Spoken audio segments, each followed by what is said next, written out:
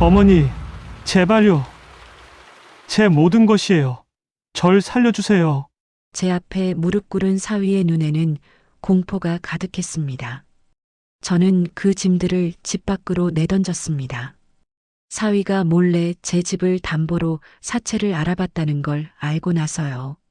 집에만 있으시잖아요. 그 한마디가 모든 걸 시작했습니다. 안녕하세요. 제 이름은 이순자, 올해 70살입니다. 오늘 여러분께 들려드릴 이야기는 제 집을 제 것처럼 쓰던 사위가 어떻게 파멸했는지에 대한 실화입니다. 이 영상이 도움이 되셨다면 구독과 좋아요, 알림 설정 꼭 부탁드립니다. 여러분의 응원이 큰 힘이 됩니다. 그럼 이야기를 시작하겠습니다. 남편이 세상을 떠난 지 3년이 됐습니다. 처음엔 정말 힘들었어요. 40년을 함께 산 사람이 하루아침에 사라지니까요. 아침에 눈 뜨면 습관처럼 옆을 봤습니다. 텅 빈 자리만 보일 뿐이었죠. 하지만 시간이 약이라고 했던가요? 1년쯤 지나니 혼자 사는 게 익숙해졌습니다. 제 하루는 평범했어요. 아침 6시에 일어나서 공원 산책하고 집에 돌아와 아침 먹고 TV 보다가 점심 해 먹고 또 TV 보고 저녁엔 딸 혜진이한테 전화하는 게 전부였죠. 혜진이는 착한 아이였어요.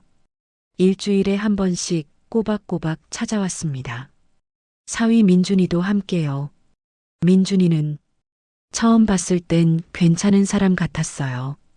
예의도 바르고 말도 잘하고 혜진이가 행복해 보여서 저도 만족했죠. 어머님, 편찮으신 데는 없으세요?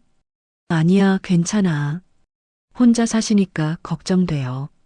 뭐 필요한 거 있으시면 언제든 말씀하세요. 그런 말들이 진심인 줄 알았습니다. 하지만 1년 전부터 뭔가 이상해지기 시작했어요. 처음엔 작은 것들이었습니다. 민준이가 혜진이 없이 혼자 집에 오기 시작한 거죠. 어머님 회사 일 때문에 근처 왔다가 들렀어요. 그래, 혜진이는? 혜진이는 야근이에요. 이상했습니다. 회사가 강남인데 제 집은 일산이거든요. 근처가 아닙니다. 어머님, 화장실 좀 쓸게요. 그래.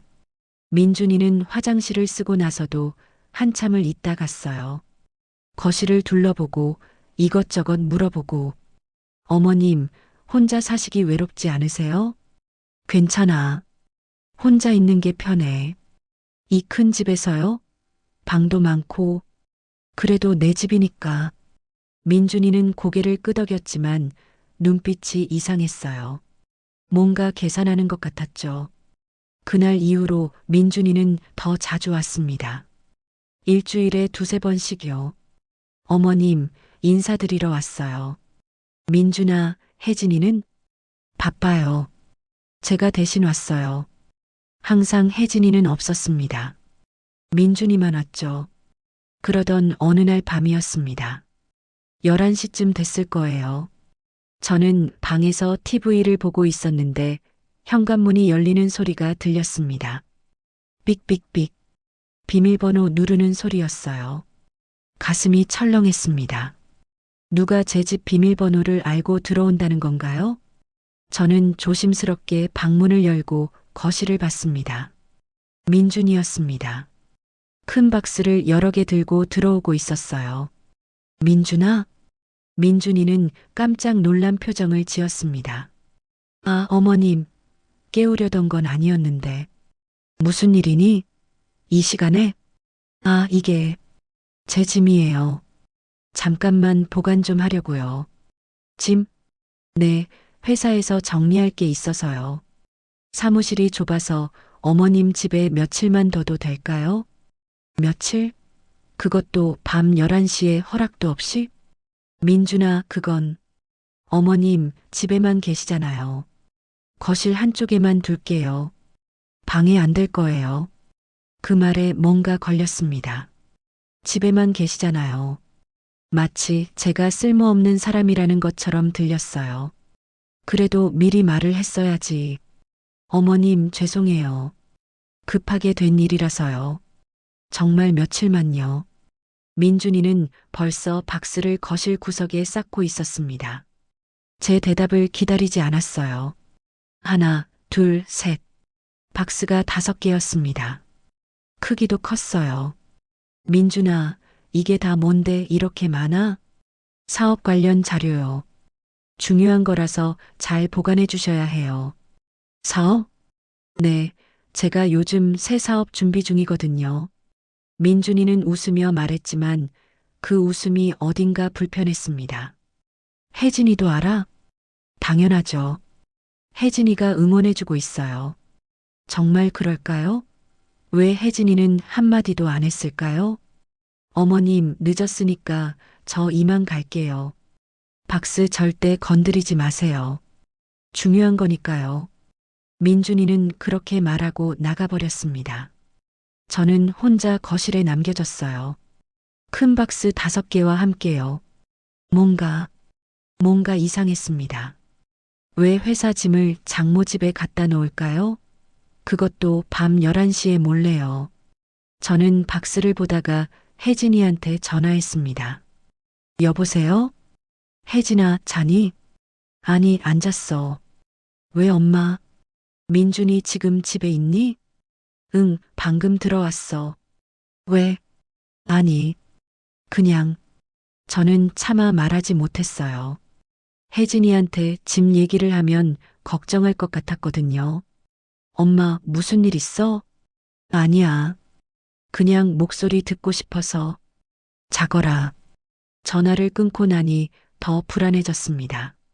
민준이는 혜진이한테 거짓말을 한 걸까요? 방금 들어왔다고 했으니까요. 저는 그날 밤 잠을 이룰 수가 없었습니다. 거실에 놓인 박스들이 자꾸 신경 쓰였어요.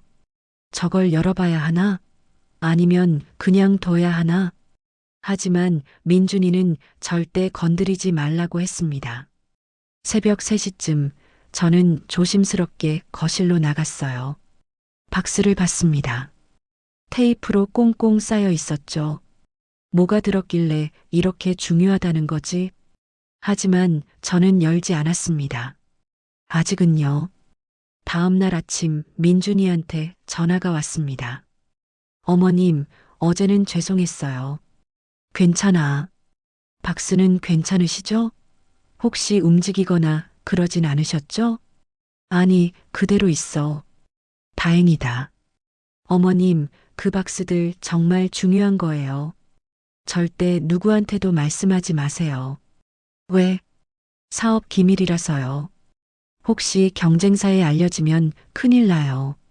사업 기밀? 그게 뭐길래 장모 집에 숨겨놓는 걸까요? 알았어. 감사합니다, 어머님. 며칠만 있으면 치울게요. 며칠? 그 며칠이 얼마나 길어질지 저는 몰랐습니다.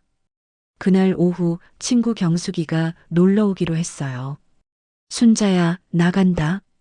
그래 와. 현관문을 열고 나가려는데 그 박스들이 보였습니다. 이걸 어떻게 설명하지? 경숙이가 와서 물어보면 뭐라고 해야 할까요? 그때 민준이한테서 문자가 왔습니다. 어머님, 혹시 오늘 누가 집에 오시나요? 박스 보면 곤란한데.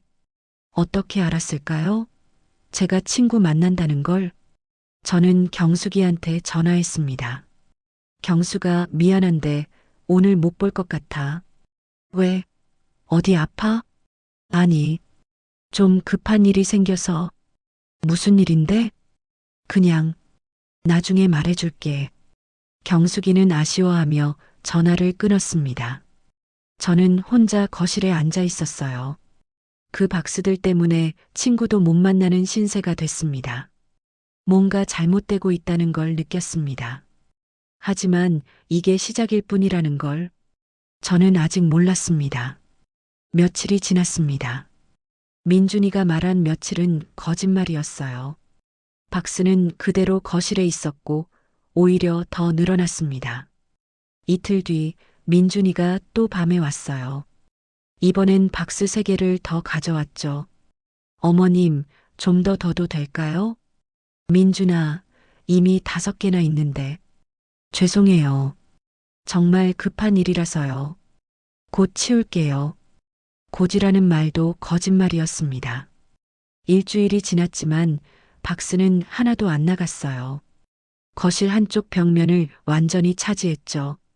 저는 TV를 보려고 소파에 앉으면 그 박스들이 보였습니다. 밥을 먹으려고 식탁에 앉아도 보였어요. 제 집인데 제 집 같지 않았습니다. 그러던 어느 날 오후 민준이한테서 전화가 왔습니다. 어머님, 제가 지금 좀 바쁜데요. 무슨 일인데? 택배가 어머님 집으로 가요. 받아주실 수 있으세요? 택배? 내게 아니고, 네, 제 거예요. 어머님, 집에만 계시잖아요. 받아서 보일러실에 좀 넣어두세요. 또 그 말이었습니다. 집에만 계시잖아요. 마치 제가 할 일이 없으니까 당신 심부름이나 하라는 것처럼 들렸어요. 민준아, 나도 오늘 나가야 하는데. 어머님, 제발이요. 이거 정말 중요한 건데 오늘 꼭 받아야 해요. 그럼 혜진이한테. 혜진이는 회사에 있어요. 어머님밖에 없어요. 저는 할 말이 없었습니다. 알았어.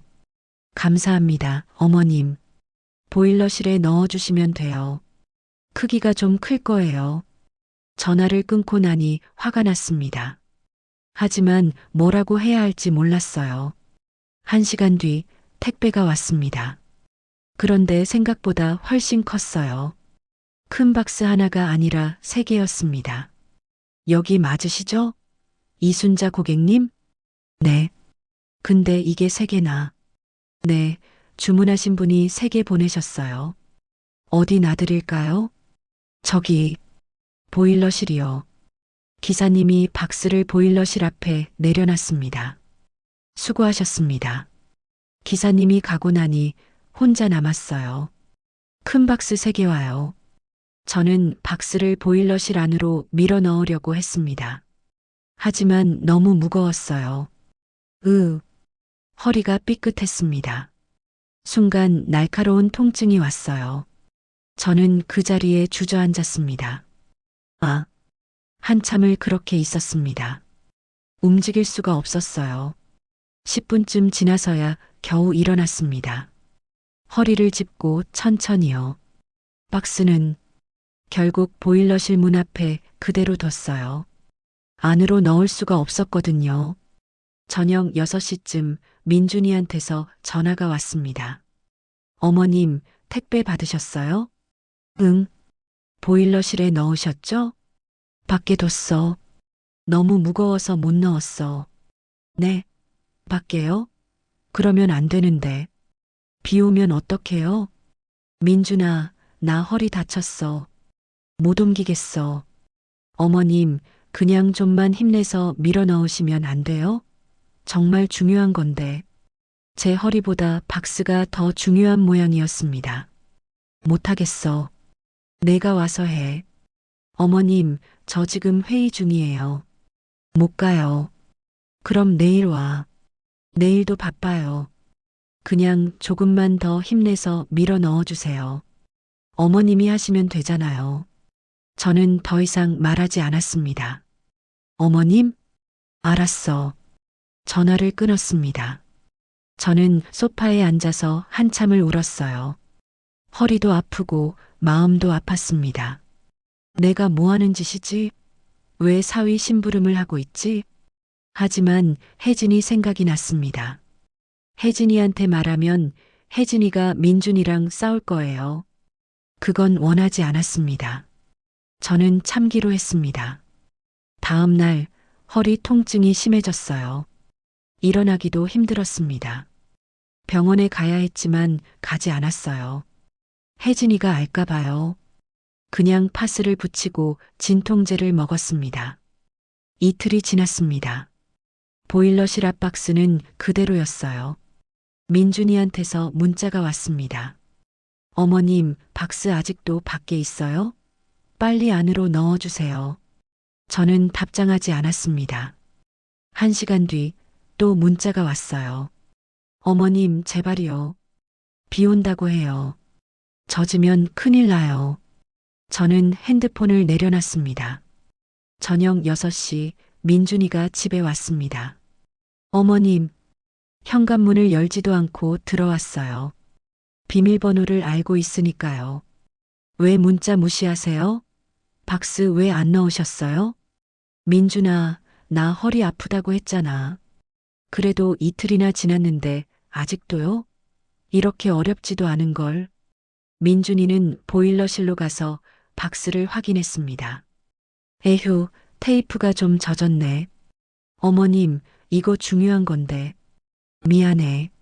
미안하다고 되는 게 아니잖아요.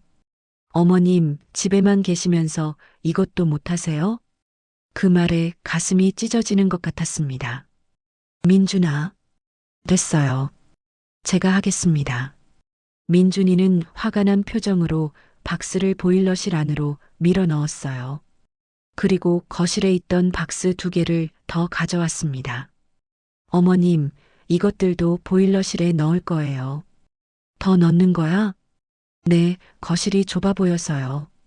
거실이 좁은 게 아니라 당신 박스가 많은 거였습니다. 민준이는 박스들을 옮기고 나서 말했어요. 어머님, 혹시 또 택배 오면 바로 안으로 넣어주세요. 밖에 두면 안 돼요. 민준아, 나 이제 못하겠어. 허리가 너무 아파. 어머님, 저도 바쁜 사람이에요. 매번 여기 올 수는 없어요. 그럼 애초에 여기 보내지를 말든가. 어머님 집 밖에 보낼 데가 없잖아요. 어머님은 집에만 계시니까 받아주실 수 있고, 또 그 말이었습니다. 저는 더 이상 참을 수가 없었습니다. 민준아, 내가 집에만 있으면 뭐든지 해야 하는 거니? 아니, 그게 아니라, 나도 내 시간이 있고, 내 생활이 있어. 내 짐 보관소가 아니야. 민준이는 잠시 말이 없었습니다. 어머님, 화내시는 거예요? 화낼 만하지 않니? 에휴, 알겠어요. 그럼 제가 다른 데 알아볼게요. 어머님도 참. 민준이는 인상을 쓰며 나가버렸습니다. 문을 쾅 닫고요. 저는 그 자리에 서서 한참을 있었습니다. 내가 잘못한 건가? 하지만 아니었습니다. 잘못한 건 민준이었죠. 그날 밤 혜진이한테 전화가 왔어요. 엄마, 민준이가 화났대. 엄마가 짐 치우래. 혜진아, 엄마 좀 도와주면 안 돼? 민준이 지금 사업 준비한다고 힘든데. 딸까지 사위 편을 드는 것 같았습니다. 혜진아, 나 허리 아파. 엄마, 그래도 박스 좀 옮기는 거 어려운 일도 아니잖아. 눈물이 났습니다. 알았어. 내가 알아서 할게. 엄마, 화난 거야? 아니야. 끊을게. 전화를 끊고 나니 세상에 혼자 남은 것 같았습니다. 딸도 사위도 저를 이해하지 못했어요. 그날 밤 저는 보일러실 앞에 섰습니다. 그 안에 가득 찬 박스들을 봤어요. 대체 저 안에 뭐가 들었길래. 하지만 열어볼 용기가 없었습니다. 아직은요. 다음 날부터 민준이는 더 자주 택배를 보냈습니다. 이틀에 한 번씩이요. 그리고 매번 전화했어요. 어머님, 택배 받으셨죠? 보일러실에 넣으셨죠? 응. 감사합니다, 어머님. 어머님이 계셔서 제가 사업을 할 수 있어요. 그 말이 고맙게 들리지 않았습니다. 오히려 기분 나빴어요. 저는 점점 제 집에 갇혀가고 있었습니다. 택배 올 시간에는 나가지 못했고 친구도 못 만났어요. 혹시 택배를 못 받으면 민준이가 화낼까 봐요. 그렇게 일주일이 또 지났습니다. 보일러실은 이제 박스로 가득 찼습니다. 더 이상 들어갈 자리가 없었어요. 저는 알고 있었습니다. 이대로는 안 된다는 걸, 뭔가 해야 한다는 걸. 하지만 어떻게 해야 할지 몰랐습니다. 보일러실이 가득 차자 민준이는 거실로 다시 박스를 옮기기 시작했습니다. 어머님, 보일러실이 꽉 찼네요. 거실에 좀 더 둘게요. 민준아, 거실에 이미 있잖아. 조금만 더요. 구석에만 둘게요. 구석이 아니었습니다. 거실 절반을 차지했어요. 소파 옆, TV 앞, 식탁 뒤까지. 어디를 봐도 박스였습니다. 저는 이제 거실에서 움직이기도 힘들었어요. 박스 사이로 조심조심 걸어야 했죠. 어느 날 박스에 발이 걸려 넘어질 뻔했습니다. 겨우 식탁을 붙잡아 넘어지지 않았어요. 심장이 쿵쾅거렸습니다. 이러다 다치겠구나. 하지만 민준이한테 말하지 못했습니다. 말해봤자 달라질 것 같지 않았거든요. 그러던 어느 날 친구 경숙이한테서 전화가 왔습니다. 순자야, 오늘 우리 집에서 모임 있어. 올래? 모임? 응, 동창 몇 명 모여서 차 마시기로 했어. 순자도 와. 오랜만에 친구들을 만날 수 있는 기회였습니다. 그래, 갈게. 그래, 좋아. 오후 2시에 와. 전화를 끊고 나니 기분이 좋아졌어요. 오랜만에 집 밖으로 나갈 수 있게 됐으니까요. 옷장을 열어 입고 갈 옷을 골랐습니다. 오랜만에 화장도 했어요. 그런데 외출 준비를 하는데 민준이한테서 문자가 왔습니다. 어머님, 오늘 외출하세요? 어떻게 알았을까요? 응, 친구 만나러 간다. 어머님, 죄송한데 오늘은 집에 계실 수 있으세요? 왜? 거실에 있는 짐들이 좀 걱정돼서요. 혹시 누가 와서 만지면 안 되거든요. 내가 친구 만나러 나가는 건데 누가 와? 그래도 혹시 모르잖아요. 어머님 친구분들이 집에 오실 수도 있고 여기 안 와. 친구 집에서 만나. 그래도 어머님 당분간은 외출 좀 자제해 주시면 안 될까요? 손이 떨렸습니다. 민준아, 그게 무슨 말이야? 제 사업 자료가 너무 중요해서요. 혹시라도 문제 생기면 큰일이거든요. 어머님이 집에 계셔야 안심이 돼요. 나보고 집에만 있으라고? 며칠만요. 곧 다 치울 테니까. 곧이라는 말을 믿을 수 없었습니다. 벌써 몇 번째 거짓말인지 모르겠어요. 안 돼. 나 오늘 약속 있어. 어머님, 제발이요. 저 정말 간절해요. 저는 전화를 끊어버렸습니다. 하지만 마음이 불편했어요. 나가도 되는 걸까? 정말 문제가 생기면 어쩌지? 고민하다가 결국 경숙이한테 전화했습니다. 경수가 미안한데 오늘 못 갈 것 같아. 또, 순자야, 무슨 일 있어? 요즘 자꾸 약속 취소하잖아. 미안해. 집안일이 좀 있어서. 무슨 일인데? 내가 도와줄까? 아니야, 괜찮아. 다음에 보자. 경숙이는 아쉬워하며 전화를 끊었습니다. 저는 화장을 지우고 평상복으로 갈아입었어요. 거울을 보니 초라한 제 모습이 보였습니다. 나 지금 뭐 하는 거지? 사위 눈치 보느라 친구도 못 만나고 외출도 못하고 제 집인데 감옥 같았습니다. 그날 저녁 민준이한테서 문자가 왔어요. 어머님, 집에 계셔 주셔서 감사합니다. 덕분에 마음 놓고 일했어요. 감사하다는 말이 전혀 고맙지 않았습니다. 오히려 화가 났어요. 다음 날 또 친구한테서 전화가 왔습니다. 이번엔 미숙이었어요.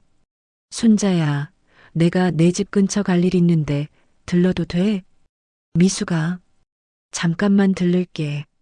얼굴 보고 싶어. 저는 거실을 봤습니다. 박스가 가득했어요.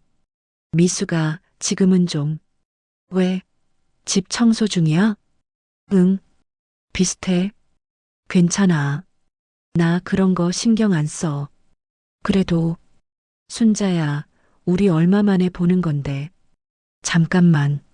저는 거절할 수 없었습니다. 알았어. 와. 전화를 끊고 나니 걱정됐어요. 미숙이가 박스를 보면 뭐라고 할까? 1시간 뒤 미숙이가 왔습니다. 순자야. 문을 열어주니 미숙이가 환하게 웃었어요. 하지만 거실을 보는 순간 표정이 굳었습니다. 순자야, 이게 뭐야? 아, 그게 박스가 왜 이렇게 많아? 사위가 잠깐 맡긴 거야. 잠깐? 이게 잠깐이야? 거실이 온통 박스잖아. 미숙이는 박스 사이를 지나 소파에 앉았습니다. 순자야, 너 괜찮아? 이렇게 사는 거야? 괜찮아. 괜찮을 리가 있어? 이게 말이 돼? 내 집인데 왜 사위 짐을 이렇게 쌓아놔? 곧 치운대. 곧이 언젠데? 이미 한참 된 것 같은데? 저는 대답하지 못했습니다. 미숙이는 한숨을 쉬었어요. 순자야, 사위한테 말해. 이건 너무하잖아. 말했어. 근데 뭐? 혜진이 생각하면 내가 참아야지. 참는 게 아니야, 이건. 당하는 거야. 미숙이의 말이 가슴에 꽂혔습니다. 그때 민준이한테서 전화가 왔어요. 어머님, 지금 누구와 계세요? 친구야. 네. 어머님, 제가 방문객 자제해달라고 했잖아요. 민준아, 친구 한 명 오는 게 뭐가 문제야? 짐을 볼 수 있잖아요. 제 사업 기밀인데. 기밀? 박스에 뭐가 들었는데? 그건 말씀드릴 수 없어요. 아무튼 어머님, 앞으로는 사람 부르지 마세요. 전화가 끊어졌습니다. 저는 핸드폰을 쥔 채 멍하니 있었어요. 순자야, 누구였어? 민준이. 뭐래? 사람 부르지 말래. 미숙이 얼굴이 붉어졌습니다. 뭐? 사람을 부르지 말라고? 내 집인데? 사업 기밀이래. 기밀? 말도 안 돼. 순자야, 이거 이상한 거 아니야? 정상적인 사업 자료면 왜 이렇게 숨겨? 저도 같은 생각이었습니다. 나도 모르겠어. 순자야, 박스 좀 열어봐. 뭐가 들었는지. 안 돼. 절대 건드리지 말래. 그러니까 더 이상한 거잖아. 미숙이는 일어나서 박스 하나를 만졌습니다. 야, 만지지 마. 제가 소리를 질렀어요. 저도 놀랐습니다. 제가 왜 소리를 질렀을까요? 미숙이도 놀란 표정이었습니다. 순자야. 미안해, 미숙아. 나도 모르게. 아니야. 내가 미안해. 내가 얼마나 스트레스 받고 있는지 이제야 알겠어. 미숙이는 제 손을 잡았습니다. 순자야, 이대로 살면 안 돼. 뭔가 해야 해. 뭘 어떻게? 일단 사위한테 확실하게 말해. 이거 다 치우라고. 말해도 안 들어. 그럼 혜진이한테 말해. 혜진이는 민준이 편이야. 그래도 말해야지. 이건 너무 심해. 미숙이는 1시간쯤 있다가 갔습니다. 순자야, 힘내. 내가 옆에 있어. 고마워, 미숙아. 미숙이가 간 뒤 저는 혼자 거실에 앉아 있었어요. 박스들에 둘러싸여서요. 이제는 정말 뭔가 해야 할 때였습니다. 일주일이 더 지났습니다. 박스는 계속 늘었어요. 이제는 복도까지 침범했습니다. 제 방 앞에도 박스가 쌓여 있었죠. 방에 들어가려면 박스를 비켜가야 했어요. 어느 날 새벽 화장실 가려다 박스에 걸려 넘어졌습니다. 으악! 쿵 소리와 함께 바닥에 부딪혔어요. 무릎이 깨졌습니다. 아! 피가 났습니다. 손으로 짚으려다 손바닥도 까졌어요. 저는 그 자리에서 한참을 울었습니다. 이게 내 집이 맞나? 내가 왜 이렇게 살아야 하지? 다음 날 아침 무릎에 붕대를 감고 거실에 나왔어요. 박스들을 보니 더 이상 참을 수가 없었습니다. 저는 민준이한테 전화했습니다. 민준아, 이제 그만 좀 가져가. 어머님, 무슨 일이세요? 박스들, 더 이상 못 두겠어. 어머님, 조금만 더요. 정말 곧 치울게요. 그 말 몇 번째야? 한 달이 넘었어. 어머님, 화내지 마세요. 제 사정이 좀, 내 사정은 알 바 아니야. 당장 가져가. 어머님, 저는 전화를 끊어버렸습니다. 손이 떨렸어요. 제가 사위한테 소리를 질렀다는 게 믿기지 않았습니다. 하지만 더 이상 참을 수 없었어요. 그날 오후 저는 결심했습니다. 박스를 치우기로요. 최소한 제 방 앞에 있는 것들은 치워야겠다고 생각했어요. 박스 하나를 들려고 했습니다. 그런데 너무 무거웠어요. 밀어서 옮기려고 했습니다. 조금씩 움직였어요. 그런데 박스 밑바닥이 젖어 있었습니다. 테이프가 약해진 거죠. 갑자기 바닥이 찢어지면서 안에 있던 것들이 쏟아졌어요. 서류들이 바닥에 흩어졌습니다. 저는 당황해서 주우려고 했어요. 그런데 한 장의 종이가 눈에 들어왔습니다. 대부업체 상담 신청서. 가슴이 철렁했습니다. 종이를 집어들었어요.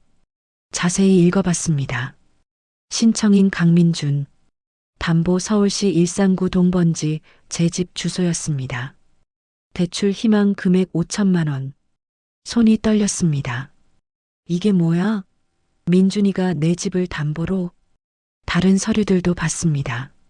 여러 대부업체 상담 신청서였어요. 전부 제 집 주소가 적혀 있었습니다. 이 인간이. 그때 현관문이 열렸습니다. 민준이었습니다. 어머님, 제가 말을 멈췄어요. 바닥에 흩어진 서류들을 봤기 때문이죠. 이게 뭐예요? 민준이 얼굴이 하얗게 질렸습니다. 민준아, 이게 뭐니? 저는 서류를 들고 일어섰습니다. 어머님, 그게 내 집을 담보로 돈을 빌리려고 했어?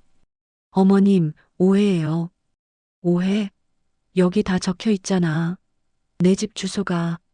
민준이는 말을 더듬었어요. 그건 상담만 받으려고. 상담? 5군데나? 그것도 내 허락도 없이? 어머님, 제 말 좀 들어보세요.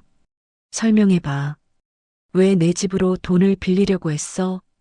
민준이는 한참을 말이 없다가 입을 열었습니다. 어머님, 제가 사업 자금이 필요해서. 그래서 내 집을 담보로. 어차피 어머님은 집에만 계시잖아요. 그 순간 뭔가 폭발하는 것 같았습니다. 뭐라고?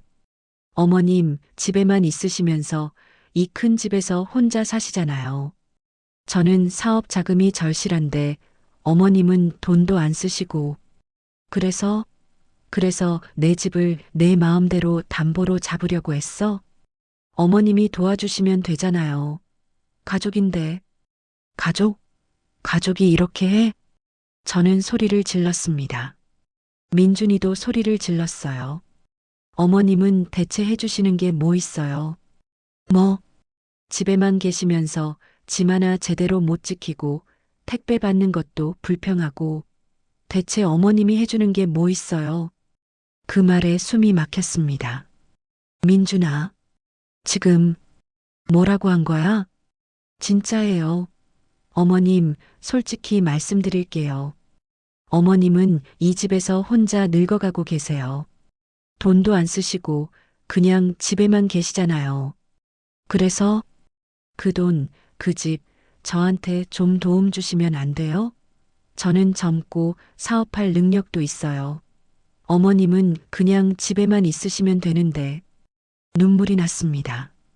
민준아, 나를 그렇게 보고 있었구나. 어머님, 쓸모없는 늙은이. 그냥 집이나 지키는 사람. 그렇게 본 거지? 민준이는 대답하지 않았습니다. 나가. 당장 나가. 어머님, 나가라고. 저는 소리를 질렀습니다. 민준이는 잠시 망설이다 나갔어요. 문이 닫힌 뒤 저는 바닥에 주저앉았습니다. 흩어진 서류들을 보며 울었어요. 내가 이렇게 무시당하며 살아야 하나.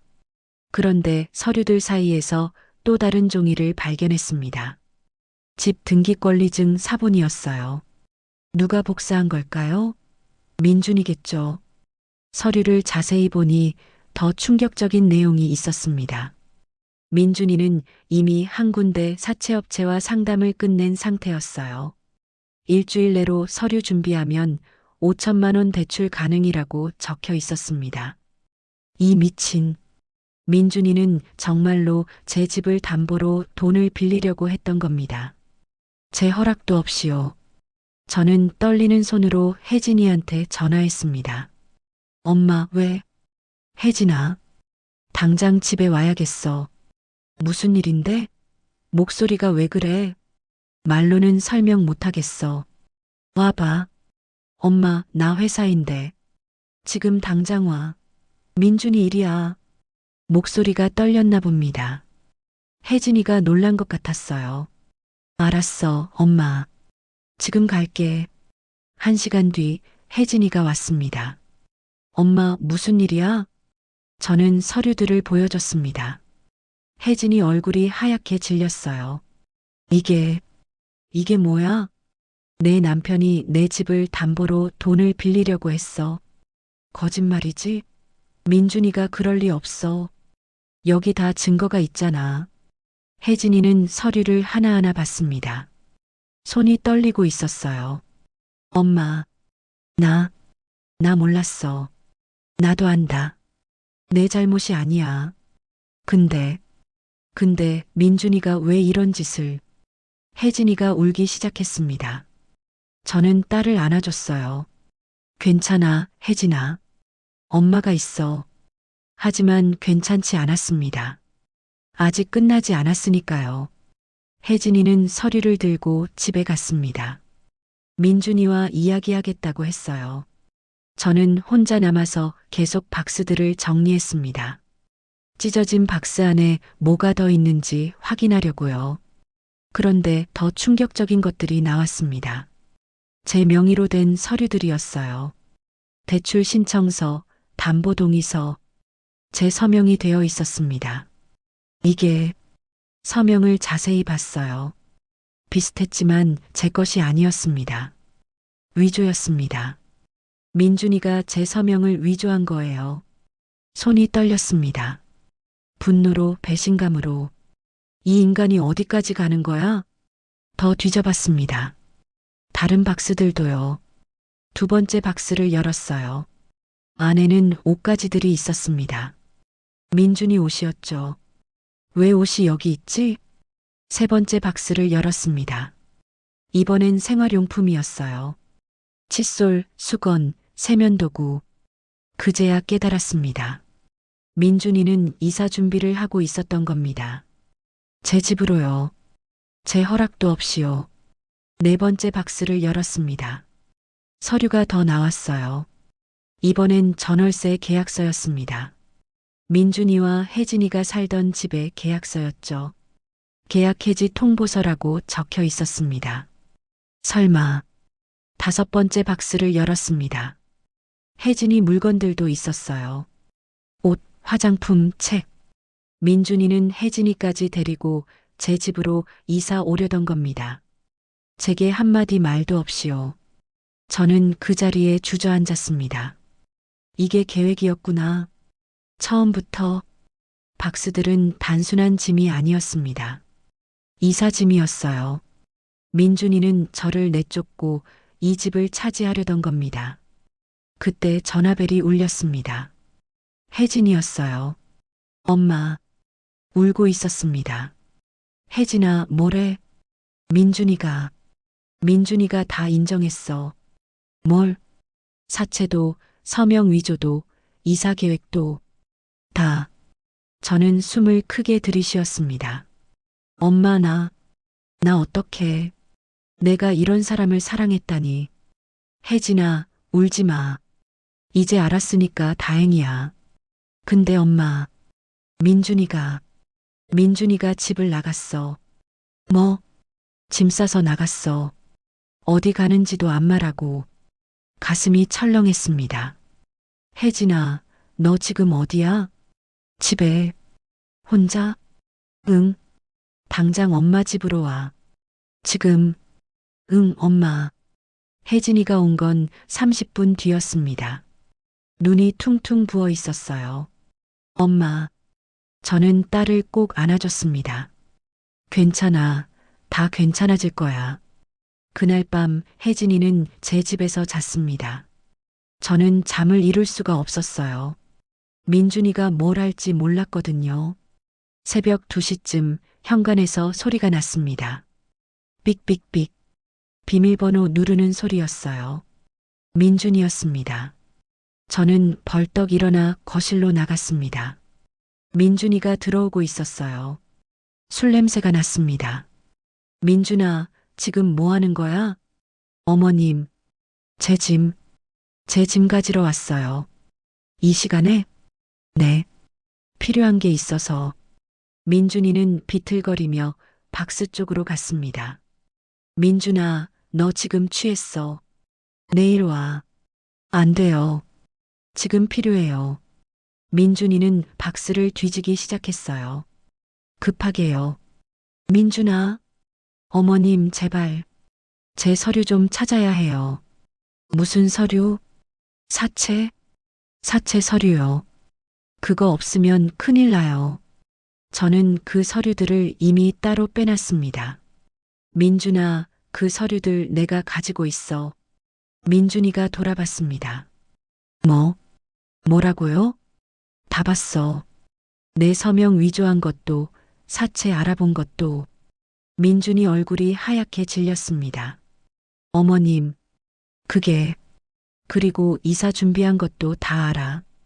이 박스들 전부 이사 짐이지? 민준이는 대답하지 못했습니다. 민준아, 넌 처음부터 이 집을 노린 거지? 아니에요. 거짓말하지 마. 다 증거가 있어. 민준이는 그 자리에 주저앉았습니다. 어머님, 저 정말 힘들었어요. 그래서 나를 이용한 거야? 이용이 아니에요. 저는 그냥 내 집을 빼앗으려고 한 거잖아. 저는 소리를 질렀습니다. 그때 혜진이가 방에서 나왔어요. 민준아. 민준이는 혜진이를 봤습니다. 혜진아, 민준아, 엄마한테 사과해. 혜진아, 내 말 좀 들어봐. 사과하라고. 혜진이도 소리를 질렀습니다. 민준이는 한참을 말이 없다가 고개를 숙였어요. 어머님, 죄송합니다. 이제 와서 사과? 소용없어. 어머님, 제발. 한 번만 용서해 주세요. 안 돼. 넌 선을 넘었어. 저는 서류 뭉치를 민준이 앞에 던졌습니다. 이거 경찰에 신고할 거야. 서명 위조, 사기 미수. 민준이는 얼굴이 창백해졌어요. 어머님, 그러시면 저 감옥 가요. 당연하지. 내가 한 짓을 생각하면. 어머님, 민준이가 제 앞에 무릎을 꿇었습니다. 제발이요. 제발 용서해 주세요. 제가 잘못했어요. 하지만 저는 마음을 굳혔습니다. 당장 나가. 그리고 짐 다 가져가. 어머님, 내일까지 안 가져가면 다 버릴 거야. 민준이는 울먹이며 일어섰습니다. 어머님, 후회하실 거예요. 협박? 아니에요. 그냥 어머님도 혼자 사시잖아요. 나중에 외로우실 텐데 혼자 사는 게 너 같은 놈이랑 사는 것보다 100번 낫다. 민준이는 더 이상 말하지 않고 나갔습니다. 문이 닫힌 뒤 혜진이가 저를 안았어요. 엄마, 고마워. 괜찮아, 혜진아. 이제 끝났어. 하지만 아직 끝나지 않았습니다. 진짜 전쟁은 지금부터였으니까요. 다음 날 아침 저는 결심을 실행에 옮겼습니다. 거실에 쌓인 박스들 전부 집 밖으로 내놨어요. 하나씩 끌어서 현관 밖으로요. 힘들었지만 해냈습니다. 복도에 박스들이 산처럼 쌓였어요. 이웃들이 이상하게 볼 수도 있었지만 상관없었습니다. 저는 민준이한테 문자를 보냈어요. 짐 다 밖에 내놨어. 오늘 안에 가져가. 안 그러면 버려. 답장은 없었습니다. 저는 혜진이와 함께 경찰서에 갔습니다. 서명 위조와 사기 미수로 고소장을 제출했어요. 증거가 명확하네요. 조사 들어가겠습니다. 경찰관이 말했습니다. 집에 돌아오니 박스들은 그대로였습니다. 민준이는 아직 오지 않았어요. 오후 3시쯤 민준이한테서 전화가 왔습니다. 어머님, 제발 짐 좀 안으로 넣어주세요. 싫어. 내가 와서 가져가. 어머님, 비 온대요. 짐 다 젖으면 그건 내가 알아서 해. 어머님, 저는 전화를 끊었습니다. 저녁 6시 정말로 비가 오기 시작했어요. 박스들이 젖기 시작했습니다. 저는 창문으로 지켜봤어요. 7시쯤 민준이가 나타났습니다. 비를 맞으며 박스를 확인하고 있었어요. 젖은 박스들을 보며 절규하는 것 같았습니다. 그리고 현관벨을 눌렀어요. 어머님, 문 좀 열어주세요. 저는 인터폰으로 대답했습니다. 왜? 짐이 다 젖었어요. 안으로 좀 들여보내주세요. 안 돼. 어머님, 이 안에 정말 중요한 게 있어요. 그건 내 문제야. 어머님, 제발요. 민준이는 문을 두드렸습니다. 하지만 저는 열어주지 않았어요. 1시간쯤 지나자 민준이는 택시를 불렀습니다. 비에 젖은 박스들을 하나씩 옮기기 시작했어요. 2번, 3번. 택시를 여러 번 불러서 짐을 다 가져갔습니다. 마지막 박스를 가져갈 때 민준이는 현관 앞에 무릎을 꿇었어요. 어머님, 제발 경찰 신고만은 취소해 주세요. 저는 창문 너머로 지켜봤습니다. 어머님, 저 정말 잘못했어요. 제발요. 빗속에서 무릎 꿇은 민준이를 보니 복잡한 감정이 들었어요. 하지만 마음을 굳혔습니다. 이미 선을 넘었어. 돌이킬 수 없어. 민준이는 1시간 넘게 그렇게 있다가 결국 일어났습니다. 마지막 박스를 들고 사라졌어요. 저는 그제야 현관문을 열었습니다. 복도는 텅 비어 있었어요. 박스 하나 없었습니다. 젖은 종이 조각들만 바닥에 흩어져 있었죠. 저는 그 종이 조각들을 쓸어 담았습니다. 그리고 집 안으로 들어왔어요. 거실이 텅 비어 있었습니다. 박스들이 사라진 거실은 넓어 보였어요. 저는 소파에 앉았습니다. 처음으로 편하게요. 1달 만에 제 집이 돌아온 것 같았습니다. 혜진이가 제 옆에 앉았어요. 엄마, 괜찮아? 응, 이제 괜찮아. 나 민준이랑 이혼할 거야. 그래, 잘 생각했어. 엄마, 미안해. 내가 잘못 봤어. 괜찮아. 내 잘못이 아니야. 혜진이는 제 어깨에 기댔습니다. 엄마, 고마워. 날 지켜줘서. 당연한 거야. 엄마니까. 그날 밤 저는 오랜만에 편하게 잤습니다. 악몽도 없었어요. 일주일 뒤 민준이한테서 편지가 왔습니다. 손으로 쓴 편지였어요. 어머님께 제가 이 편지를 쓸 자격이 있는지 모르겠습니다. 하지만 꼭 전하고 싶은 말이 있어서 펜을 들었습니다. 죄송합니다. 제가 정말 잘못했습니다. 어머님을 이용하려 했고 집을 빼앗으려 했습니다. 변명의 여지가 없습니다. 저는 사업에 실패했고 빚이 많았습니다. 그 빚을 갚기 위해 어머님 집을 노렸습니다. 정말 잘못했습니다. 혜진이한테도 미안합니다. 좋은 아내였는데 제가 망쳤습니다. 이혼 서류에 서명했습니다. 혜진이가 행복했으면 좋겠습니다. 어머님, 경찰 조사 잘 받겠습니다. 제가 벌 받아야 한다는 거 압니다. 다시 한번 죄송합니다. 강민준 올림. 편지를 읽고 나니 복잡한 감정이 들었습니다. 분노도 안타까움도.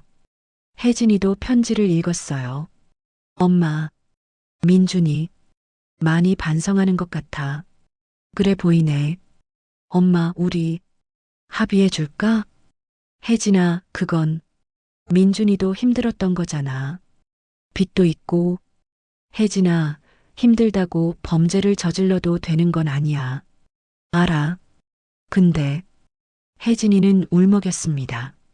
엄마, 나 아직도 민준이가 미운 건 아니야. 괜찮아. 그럴 수 있어. 며칠 뒤 경찰서에서 연락이 왔습니다. 피해자분께서 합의 의사가 있으신지 여쭤보려고요. 합의요? 네, 피고인 측에서 합의를 원한다고 합니다. 저는 혜진이를 봤어요. 혜진이는 고개를 끄덕였습니다. 합의, 해볼게요. 알겠습니다. 다음 날 민준이를 만났습니다. 경찰서에서요. 민준이는 많이 야위어 있었어요. 어머님, 앉아. 민준이는 조심스럽게 앉았습니다. 어머님, 정말 죄송합니다. 민준아, 내가 왜 잘못했는지 아니? 네. 어머님을 이용하려 했습니다. 그것만이 아니야. 민준이는 고개를 들었어요. 나를 무시했어. 집에만 계시잖아요 라고 말하면서 민준이 얼굴이 빨개졌습니다. 죄송합니다. 나도 사람이야. 나이 들었다고 해서 함부로 대해도 되는 게 아니야. 네, 알겠습니다. 민준아, 내가 합의해 주는 건 너 때문이 아니야. 네, 혜진이 때문이야. 혜진이가 아직 널 걱정하더라. 민준이는 고개를 숙였어요. 혜진이한테 정말 미안합니다. 저는 가방에서 서류를 꺼냈습니다. 담보 관련 서류들이었어요. 이거 가져가. 어머님, 다시는 이런 생각하지 마. 돈이 필요하면 정당하게 벌어. 네, 감사합니다. 그리고 민준아.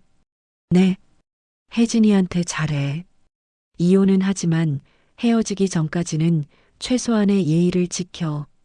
네, 꼭 그러겠습니다. 합의는 그렇게 끝났습니다. 민준이는 벌금을 내고 풀려났어요. 혜진이와의 이혼도 정리됐습니다. 한 달 뒤 민준이한테서 마지막 문자가 왔습니다. 어머님, 그동안 감사했습니다. 제 잘못을 평생 잊지 않겠습니다. 혜진이 잘 부탁드립니다. 저는 답장하지 않았습니다. 하지만 마음속으로 빌었어요. 민준아, 이제라도 제대로 된 사람이 되거라. 그로부터 6개월이 지났습니다. 혜진이는 제 집에서 나가 혼자 살기 시작했어요. 엄마, 나 이제 혼자 살 수 있을 것 같아. 그래, 잘 생각했어. 엄마 덕분이야. 엄마가 날 지켜줘서 내가 다시 일어설 수 있었어. 혜진이는 새 직장도 구했습니다. 밝게 웃고 있었어요. 저는 다시 혼자가 됐습니다. 하지만 외롭지 않았어요. 거실은 넓고 환했습니다. 박스도 없고 눈치 볼 사람도 없었죠. 저는 매일 아침 햇볕을 쬐며 차를 마셨습니다. 친구들도 자유롭게 만났어요. 순자야, 요즘 표정이 밝아졌어. 경숙이가 말했습니다. 그래. 응. 예전엔 뭔가 눌려 있는 것 같았는데 지금은 편해 보여. 맞았습니다. 저는 편했어요. 혜진이는 일주일에 한 번씩 찾아왔습니다. 엄마, 밥 먹었어? 응, 먹었어. 엄마, 내가 반찬 만들어 왔어. 고마워, 혜진아. 딸과 함께 밥을 먹는 시간이 행복했습니다. 어느 날 혜진이가 물었어요. 엄마, 민준이 소식 들었어? 아니, 왜? 지금 작은 회사에 취직했대. 성실히 일한다고 하더라. 그래. 다행이네. 엄마, 미안해. 내가 사람을 잘못 봐서. 됐어, 혜진아. 이제 그 얘기 그만하자. 혜진이는 웃었습니다. 응, 엄마. 고마워. 저는 창밖을 봤습니다. 햇볕이 따뜻했어요. 거실에 앉아 있으면 평화로웠습니다. 이게 내 집이구나. 진짜 제 집이 된 것 같았습니다. 여러분, 제 이야기가 도움이 되셨나요?